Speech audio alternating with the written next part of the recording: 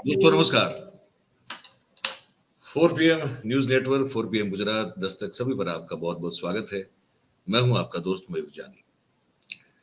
दोस्तों, आप सब जानते हैं कि आज के दिन एक बहुत दो बड़ी बातें हो रही थी। एक, हमारे प्रधानमंत्री ने अंडमान निकोबार में एक एयरपोर्ट फैसिलिटी को लोकार्पित किया, तो वहां वो उसके साथ साथ वो आज जो विपक्षों की बैठक हुई बेंगलोर में, जो अभी अभी खत्म हो चुकी है, उस पर वो जम के बरसे। वो भी चर्चा में है और वो जो पूरी बैठक चली उसके बाद फिर घोषणा जो हुई वो भी बहुत चर्चा में है। विपक्षों ने जो कि पहले मिले थे तो वो 17 थे, अब वो बढ़ के जो है 26 हुए हैं। जो मोर्चा है उसमें 26 विपक्ष जो है शामिल हुए हैं। एनडीए ने बता दिया, घोषणा कर दी कि हम जो है 38 पक्षों के साथ बैठक करेंगे। तो ठीक है, इनकी बैठक संपन्न हो चुकी है विपक्षों की, और उन्होंने अपने अलायंस का जो एक नाम पसंद किया है, बड़ा इंटरेस्टिंग नाम है वो नाम में कुछ ताकत दिखती है। नाम में तो वैसे बहुत ताकत है, लेकिन इस तरह का अलायंस का नाम इस तरह से सोचना, मुझे लगता है कि थोड़े ये लोग जो है ठीक पटरी पे जा रहे हैं। उन्होंने अपने इस अलायंस का नाम रखा है इंडिया। यूपीए नहीं, इंडिया नाम रखा है। ठीक है, इसका फुल फॉर्म मैं आपको बता दूं। इसका फुल फॉर्म जो हमको भेजा गया है, तो ये भेजा गया है कि सॉरी, माफ कीजिएगा, ये कहा जाता है कि इंडियन, मैंने सोच के ये प्रेस नोट यहाँ खोल के रखी है इनकी, तो मैं बता दूं इनका फुल फॉर्म क्या होता है। इनका फुल फॉर्म होता है इंडिया का Indian national developmental inclusive alliance. ये है इनका फुल फॉर्म। तो मैं खबर आके आपको बताता हूँ, आप वो मुलाकात के सब दृश्य देखिए, फिर मैं आपको सुनाऊंगा अभी बातचीत, वो भी आप देखिएगा, तब ये दृश्य देखते जाइए। तो भैया हुआ ये है कि ये बैठक इनकी मिली आज, और मिलने के बाद फिर पूरे दिन में बातचीत हुई। लोग अलग अलग तरह से, अलग अलग पार्टी के जो मुखिया थे वो सब लोग आए, और आने के बाद उन्होंने बातचीत भी की, मिलकर बैठे। आप दृश्य देख रहे हैं, ये सब लोग मिले हैं, बैठे हैं, बातचीत हुई उन सब की, और उनमें फिर कुछ कॉमन मिनिमम एजेंडाज जो है उन पर बात की गई। वो तय किया गया कि इस पर जो है हम लोग कुछ बात करेंगे। तो ये 2 दिन की बैठक थी, वो खत्म हो चुकी है। अब 26 पार्टियां हैं, उन्होंने गठबंधन का नाम, जैसे मैंने कहा, इंडिया रखा हुआ है। और आरजेडी जो है उसने कहा कि, ट्वीट कर दिया है कि भाई विपक्षी पार्टियों का गठबंधन जो है ये भारत का प्रतिबिंब है, और इसीलिए ये Indian national democratic inclusive alliance इसका नाम रखा गया है। और फिर जो एक तंज भी कसा है प्रधानमंत्री पर, क्या प्रधानमंत्री जी को इंडिया का नाम लेने से हो सकता है कि पीड़ा पीड़ा हो। खैर, ये भी एक है। तो टीएमसी के एक सांसद है, उन्होंने ट्वीट कर दिया कि चक दे इंडिया, और कांग्रेस ने लिखा कि भारत ही जीतेगा। और इस बात को अब घोषित कर दिया गया है। तो मैं पहले वो सुना दूं, खरगे साहब ने इस चीज की घोषणा की है। ये बैठक पूरी होने के बाद पहले ये सुन लीजिए। This is a very important meeting for the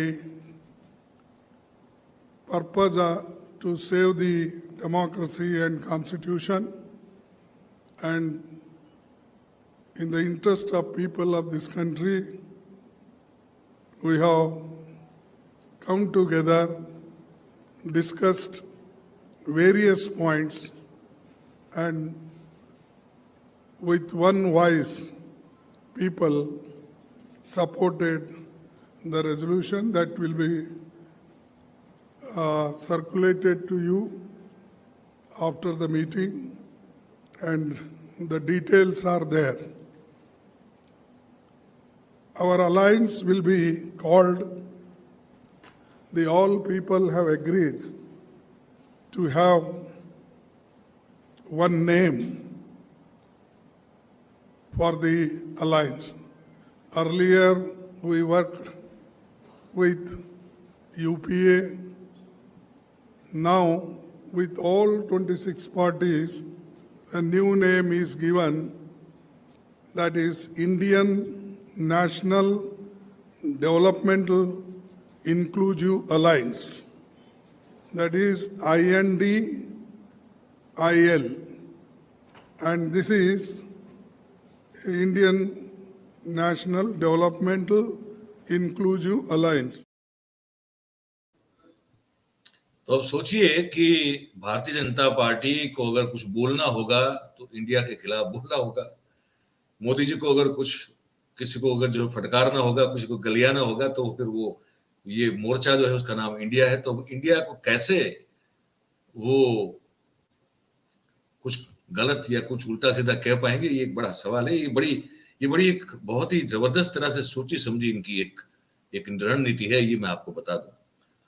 अब क्या ये इसमें भी कोई नुक्स निकाले जाएंगे बीजेपी के द्वारा या मोदी साहब के द्वारा? हो सकता है ये भी हो कि आप देश को बदनाम कर रहे हैं से लेके कुछ भी हो सकता है, लेकिन इन लोगों ने तय कर लिया है कि हम जो है ये नाम हमारा रखेंगे और उसमें हम कहीं जो है वो कोई भी इधर उधर अब नहीं करेंगे। ट्वीट के ऊपर ट्वीट हो रहे हैं, Indian national democratic inclusive alliance, that is called India. तो ये है। अब मैं आपको सुना दूं कि जो लोग कुछ बहुत सारे लोग हैं उसमें से कुछ लोगों की मैंने जो है वो ली है प्रतिक्रिया आपको बताने के लिए। आप जरा देख लीजिएगा इसको। ये तो पहले आप देख,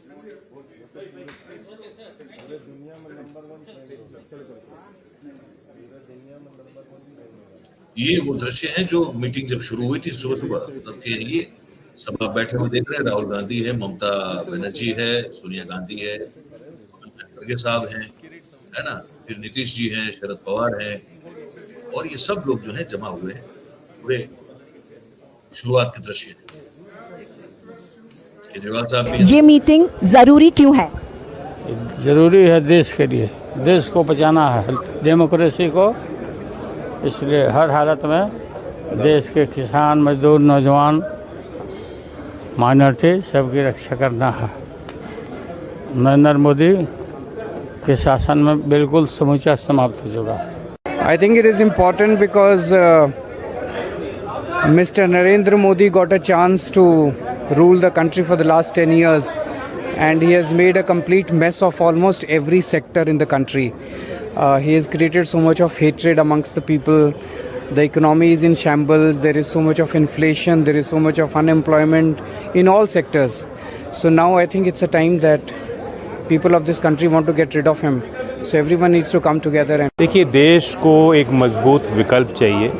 आज हम लोग विपक्ष में हैं, लेकिन जो विपक्षी पार्टी है उसमें इतने अनुभवी नेता हैं। अगर आज हम तय करें, साथ में काम करें, जनता के मुद्दों को साथ लेकर चलें, जनता के बीच जाएं, संघर्ष करें, कोई कारण नहीं है कि 2024 में एक पलटी मिलेगी और एक अच्छी सरकार जो जन सहयोगी कार्य करे, संविधान को माने, देश के सबसे गरीब और कमज़ोर वर्गों को मुख्यधारा में लाने के लिए काम करें, ऐसी सरकार हमें मिल सकती है। जिस तरह से एक के बाद एक जो हमारी संवैधानिक संस्थाएं हैं उनको घेरा जा रहा है। 9 साल देश की जनता ने एक सरकार को भरपूर ताकत देकर देखा, बहुमत की सरकार है, वो इंडिया को रीइमेजिन कर रहे हैं। न्यू इंडिया का उन्होंने स्लोगन दिया है, जिस न्यू इंडिया में लोकतंत्र कम, भीड़ तंत्र ज़्यादा दिखता है।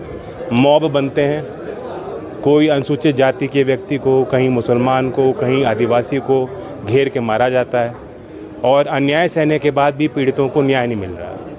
तो इसलिए ज़रूरी है कि एक डेमोक्रेटिक सरकार जो देश के संवैधानिक मूल्यों को मानती हो और उन्हीं को आगे बढ़ाने के लिए, देश को मजबूत करने के लिए कार्य करे।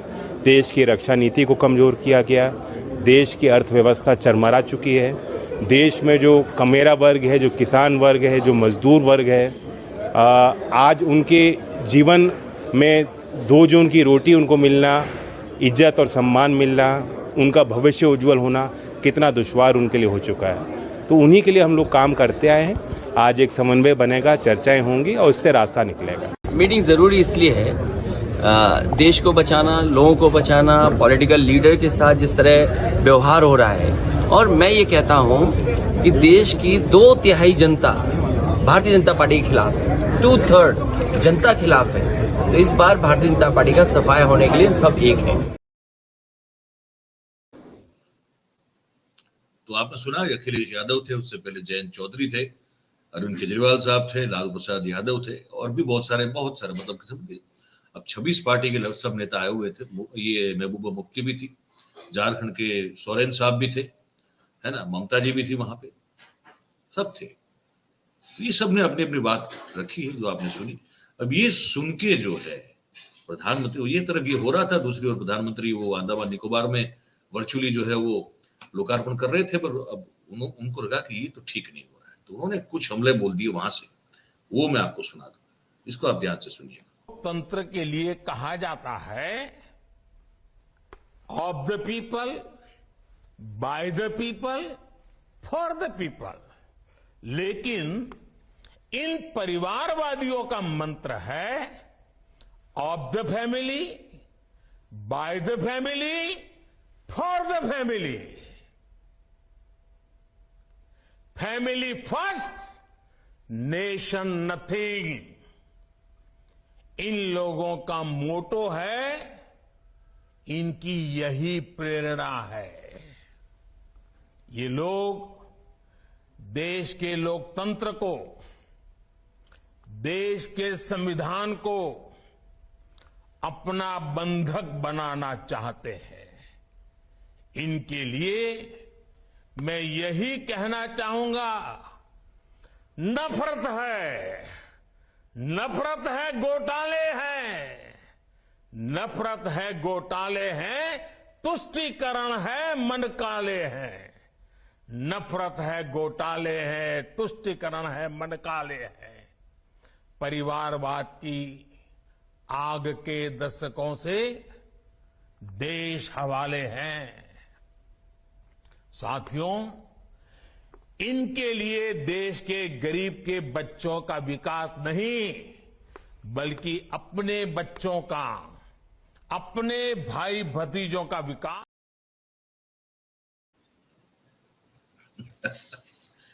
प्रधानमंत्री जी थोड़े बौखलाए हुए नजर आते हैं। खैर, करप्शन तो है ही है, कौन मना करता है, लेकिन ये कहना कि यही कर रहे हैं और हम बिल्कुल दूध के धुले हुए हैं। कितने कितने घोटाले बताए मोदी जी आपको। गुजरात से ही हम जो है आपको लगातार बता रहे हैं, एक कलेक्टर जिसका नाम एसके लांगा है, जो गांधीनगर का कलेक्टर था, कुछ समय पहले रिटायर्ड हुआ, वो आप ही की सरकार जो है फिर उसको पकड़ती है और बताया जा रहा है कि कुछ 15,000 करोड़ के आसपास का घोटाला तो उसने अकेले ने, कलेक्टर ने किया हुआ है। पुलिस रिमांड पे है ये निवृत्त अधिकारी जो अफसर हैं वो, और बताते रहे हम तो कितने घोटाले सिर्फ गुजरात से ही हो रहे हैं। आप क्या बात करेंगे आप? कौन इस हमाम में कौन कपड़े पहन के नहा रहा है, ये बताया जरा हमको आप। तो खैर थोड़े बौखलाए हुए हैं, और मुझे लगता है कि कुछ 4-5 बिंदु है ये जो इंडिया बना है, इंडिया अलायंस जो बना है पूरा, तो मुझे लगता है ये 4-5 बिंदु पर बात हुई होगी और होना जरूरी था। एक कि ये अलायंस का अध्यक्ष कौन होगा, भाई कोई तो आपको इसका एक चेयरपर्सन तो आपको डिसाइड करना पड़ेगा, तो वो उस पर बात जरूर हुई होगी। फिर ये हुआ होगा कि किन मुद्दों पर स्टैंड लेना है और कैसा स्टैंड लेना है, ठीक है। और जहां तक जानकारी मिल रही है वो ये है, जो मुझे अभी भेजा गया है एक सूत्र के द्वारा, वो कुछ ऐसा है कि भाई ये 2024 हो सकता है, 2024 में हो सकता है, थोड़ा जल्दी हो जाए, लेकिन ये जो आने वाला लोकसभा चुनाव है वहां विपक्षी पार्टियों की एकता को लेकर जो है वो बनी रहे, उसके लिए कन्वीनर जो है वो बनाए जाएंगे, ये हो सकता है। और किन मुद्दों को उठाना और क्या स्टैंड होना चाहिए, उसके लिए भी अलग अलग ग्रुप बनाए जाएंगे, ठीक है, और वही डिसाइड करेंगे। कॉमन मिनिमम प्रोग्राम को लेकर भी जो एक डिसीजन लिया जाएगा वो भी इसी तरह से लिया जाएगा। मतलब कि ऐसा नहीं होगा कि कोई भी कहीं भी किसी भी मीडिया के समक्ष कुछ भी बोल दे, वहां भी एक डिसिप्लिन लाई जाएगी। ये समझ में आ रहा है, जो बिंदु हमको शेयर किए गए ये हमको ये बता रहे हैं। और चुनाव कैसे लड़े, नरेंद्र मोदी वर्सेस कोई विपक्ष का चेहरा बनाए, या फिर नरेंद्र मोदी वर्सेस देश की जनता, भारत की जनता बना दे। तो बताया जा रहा है कि इस पर भार रखा जा रहा है, इस पर जो है वो वेट रखा जा रहा है कि नहीं, इसको व्यक्ति विशेष के बीच का चुनाव मत ना बनाए, इसको व्यक्ति जो कि नरेंद्र मोदी साहब हैं उनके खिलाफ भारत की जनता, महंगाई, उनका गुस्सा, बेरोजगारी, वो सब जो मुद्दे हैं उन्हीं को जो है उनके खिलाफ खड़ा रखें। तो वो व्यक्ति विशेष का चुनाव न बनाने का सुझाव दिया गया, ऐसा सुनने में आया भी, जो जानकारी मिल रही है। और मोदी बनाम जनता, ये स्वरूप दिए जाने की बात जो है ये बताई जा रही है। ठीक है, अच्छा, और भारतीय जनता पार्टी और नरेंद्र मोदी के खिलाफ की जो रणनीति है उसमें ये जो कन्वीनर बनाया जाएगा, उसके बावजूद, उसके अलावा भी 2 से 3 ऐसे ग्रुप बनाए जाए जिसके द्वारा मोदी के खिलाफ जो मुद्दे उठाए जाएंगे उस पर निर्णय लिया जाएगा। और यही वो समूह है जो वो डिसाइड करेगा कि किन मुद्दों पर बात उठानी चाहिए, ठीक है, किन मुद्दों पर विरोध किया जाना चाहिए। और एक बात का विशेष ध्यान रखा जाएगा, इस बार जो जानकारी मिल रही है वो ये है कि किसी भी तरह से कोई ऐसा गलत बयान न चला जाए जिसको भुनाने में और लोगों की भावनाओं को भड़काने में बीजेपी के नेता या आईटी सेल सफल हो जाए। अच्छा, और ध्रुवीकरण जो होता है, भारतीय जनता पार्टी कुछ मुद्दे ऐसे चुन लेती है, पकड़ लेती है, या विपक्ष के द्वारा ही कुछ कही गई बातों को मुद्दा बना के ध्रुवीकरण करने में जो सक्षम होती हुई हर बार नजर आती है, वो मौका जो है इस बार उनको न दिया जाए। और इसीलिए कौन से मुद्दे पे क्या स्टैंड लिया जाएगा वो कोई अलग सा ग्रुप बना जाएगा, वो डिसाइड करेगा। और उसी की गाइडलाइन के तहत विपक्ष, ये जो मोर्चा बना है इंडिया, वो काम करेगा। और फिर जो है बड़ी महत्वपूर्ण एक बात है, सीट शेयरिंग। अब इतने पक्ष मिले हैं हिंदुस्तान में, तो वो उनका कितनी सीट कौन पक्ष लेगा। यूपी में कांग्रेस कितनी सीट पे लड़ेगी, सपा कितनी सीट पे लड़ेगी, है ना। तो ये जो जयंत चौधरी की पार्टी है आरएलडी, वो कितनी सीट पे लड़ेगी, ये भी तय करना होगा। वही चीज बिहार में भी तय करनी पड़ेगी, महाराष्ट्र में भी करनी पड़ेगी, आपको गुजरात में भी करनी पड़ेगी, राजस्थान में करनी पड़ेगी, दक्षिण के राज्यों में करनी पड़ेगी, उत्तर नॉर्थ ईस्ट में भी करनी पड़ेगी। तो वो सीट शेयरिंग का जो फॉर्मूला है वो मिल के बैठ के डिसाइड किया जाएगा। और एक अलग से एक ग्रुप बनाया जाएगा विद इन दी इंडिया मोर्चा, जिसमें वो हर सभी पार्टियों के साथ वो समन्वय करेगा, कोऑर्डिनेट करेगा, और वो एक सर्वस्वीकृत जो उसकी फॉर्मूला होगी उसको तय करने का काम, वो जिम्मेदारी एक वो ग्रुप को दी जाएगी। तो ये पता चला है जो हमने आपको बता दिया अभी। तो हमने जो बताया वो आपको कैसा लगा, ये हमें आप अपने ये कमेंट बॉक्स जो हमारा है नीचे, उसमें आप जो है कमेंट करके हमको जरूर से बताइए। और ये कार्यक्रम अगर आपको अच्छा लगा हो, ये वीडियो अच्छा लगा हो, तो इसको लाइक जरूर करें, शेयर करें, हो सके इतना इसकी लिंक को, और हमारी जो चैनल है उसको आप सब्सक्राइब करें और करवाएं भी लोगों से। आप सब हमारे साथ जुड़े, आप सभी का बहुत बहुत धन्यवाद करते हैं। Thank you very much. नमस्कार।